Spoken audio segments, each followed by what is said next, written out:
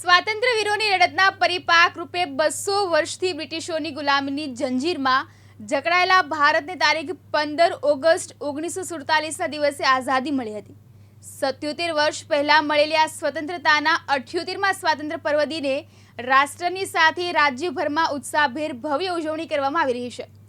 સ્વતંત્ર પર્વ પૂર્વે ઠેર ઠેર તિરંગા યાત્રા સહિત કાર્યક્રમો યોજાયા હતા। સ્વાતંત્ર્ય પર્વ દિને હજારો સ્કૂલો, કચેરીઓ, સંસ્થાઓ અને તમામ સરકારી કચેરીઓ ખાતે ધ્વજવંદનના કાર્યક્રમો યોજાઈ રહ્યા છે। લાખો ઘરો પર લોકો દ્વારા ઉત્સાહથી રાષ્ટ્રધ્વજ ફરકાવવામાં આવી રહ્યો છે। રાજ્યના આણંદ, પોરબંદર, ખેડા, અરવલ્લી, દેવભૂમિ દ્વારકા, સાબરકાંઠા, જામનગર, બોટાદ, સુરેન્દ્રનગર, મોરબી, મહેસાણા, અમરેલી, તાપી, ડાંગ અને ભરૂચ ખાતે ધ્વજવંદન સમારોહ યોજાયા હતા, જેમાં રાષ્ટ્રગાન સાથે આન બાન અને શાન સાથે ધ્વજ લહેરાવવામાં આવ્યો હતો।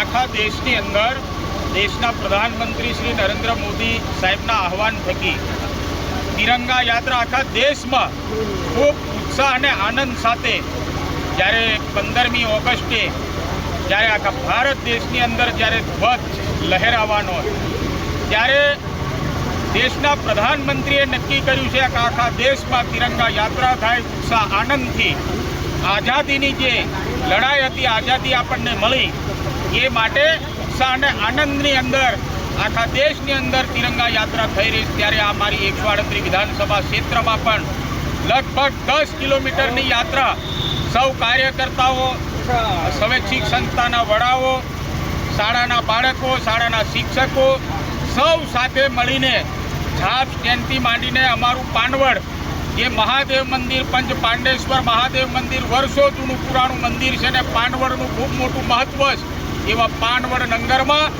ખૂબ ભવ્ય અને દિવ્ય રેલી સાથે હજારો મારા કાર્યકર્તાઓ, દેશભક્ત, રાષ્ટ્રભક્તોએ જોડાઈને તિરંગા યાત્રાને સફળ બનાવ્યો તે બદલ સૌ મારા કાર્યકર્તાઓનો આભાર પણ માનું છું। અને અમારા સૌ કાર્યકર્તાઓએ સંકલ્પ લીધો છે કે આજના દિવસે આન બાન શાન સાથે પોતપોતાના ઘરે જઈને તિરંગો લહેરાવે અને એ તિરંગાનું માન સન્માન જળવાઈ રહે એ પણ અમે સાચવવાનું સૌ કાર્યકર્તાઓને આહવાન કર્યું છે। અને તિરંગા યાત્રામાં જોડાયેલા સૌ મારા સન્માન્ય કાર્યકર્તાઓ, શાળાના શિક્ષકો, શાળાના બાળકોનો આ તબક્કે ખૂબ ખૂબ આભાર માનું છું।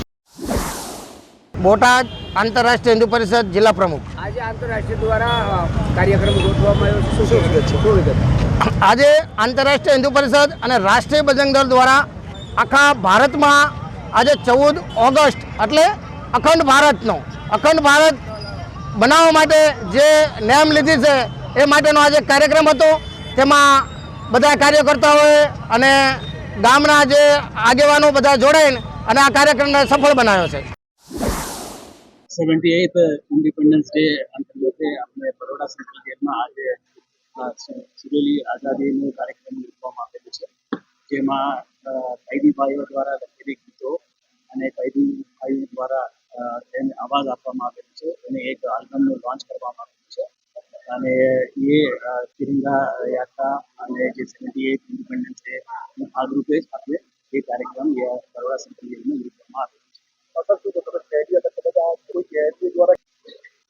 4 वर्ष पहला आपने एक रेडियो प्रिजन नो एक कार्यक्रम यहाँ चारे सेंट्रल जेल में जे अहमदाबाद, बड़ोड़ा, सूरत, राजकोट में शुरू करेली थी। ये रेडियो से एफएम स्टेशन है, close FM station central jail में અને એમાં રેડિયો જાકી તરીકે कैदी भाईओ જે એમાં ફરજ બજાવતા હતા અને એ લોકોને જે ટેલેન્ટની આપણે એક શીખવા માટે એક પ્રયાસ હતો અને એના ફલ સ્વરૂપે આજે આપણે 4 વર્ષ પછી અને એ લોકોને હિંમત અને મહેનતથી જે कैदी भाईओ પોતે જ ગીતોને લખાણ કર્યું છે, લિરિક્સ લખ્યું છે અને એ ગાવામાં પણ આવેલું છે। અને આજે પહેલી વખતે જેલમાંથી એ એલ્બમ 5 ગીતોની એક એલ્બમ આપવામાં આવી રહી છે। એ બદલ હું ખૂબ બરોડા સેન્ટ્રલ જેલના અધિક્ષક અને તેમના સ્ટાફ અને એમએસ યુનિવર્સિટીના અને ફાઇન આર્ટ્સના ડિપાર્ટમેન્ટના તમામ અધિકારી કર્મચારી અને એ એમાં ભાગ બનેલું છે, તમામને ખૂબ ખૂબ અભિનંદન।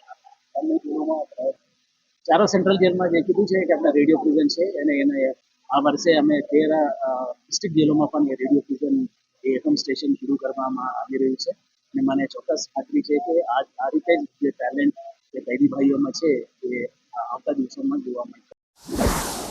ભારતના સ્વાતંત્ર્ય દિવસ 15મી ઓગસ્ટના દિવસે સમગ્ર દેશ રાષ્ટ્રભક્તિના રંગે રંગાય એના માટે આપણા યશસ્વી વડાપ્રધાન શ્રી નરેન્દ્રભાઈ મોદીએ પ્રત્યેક ભારતવાસીઓને આહવાન કર્યું છે હર ઘર તિરંગા, એટલે 15મી ઓગસ્ટે દરેક ઘર ઉપર તિરંગો ઝંડો ફરકાવવાનું વડાપ્રધાનશ્રી જે આહવાન કર્યું છે એ આહવાનને સંપૂર્ણ સફળ બનાવવા માટે દરેક શહેરો, તાલુકા અને ગામો સુધી તિરંગા યાત્રા યોજાય છે.